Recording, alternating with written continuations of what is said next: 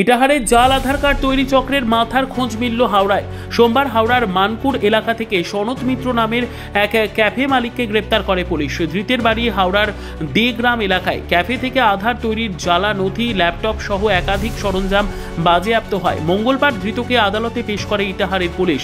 জানা গিয়েছে, আগস্ট মাসের 27 ও 30 তারিখ গোপন সূত্রে খবরের ভিত্তিতে হানা দিয়ে ইটাহারের রাহুই থেকে কালিয়াগঞ্জ এবং রায়গঞ্জ থানার কমল বর্মন ও পরিমল রায় ও মহাপুকুর থেকে সুব্রত সিংহকে গ্রেপ্তার করে হেফাজতে নেয় পুলিশ।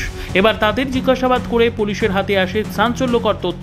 প্রাথমিক তদন্তে পুলিশ জানতে পারে ইটাহারে গজিয়ে ওঠা জাল আধার কার্ড তৈরি চক্রের সঙ্গে যোগ রয়েছে হাওড়ার সনতের।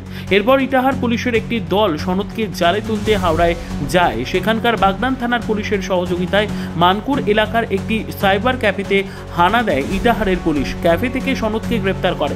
এছাড়াও একাধিক জাল নথি, শংসাপত্র সহ আধার তৈরির কাজে ব্যবহৃত ল্যাপটপ, আই ও ফিঙ্গারপ্রিন্ট স্ক্যানার, প্রিন্টার বাজেয়াপ্ত করে পুলিশ। মঙ্গলবার শরৎকে রায়গঞ্জ জেলা আদালতে পেশ করলে বিচারক ধৃতের 5 দিনের পুলিশ হেফাজতের নির্দেশ দেন।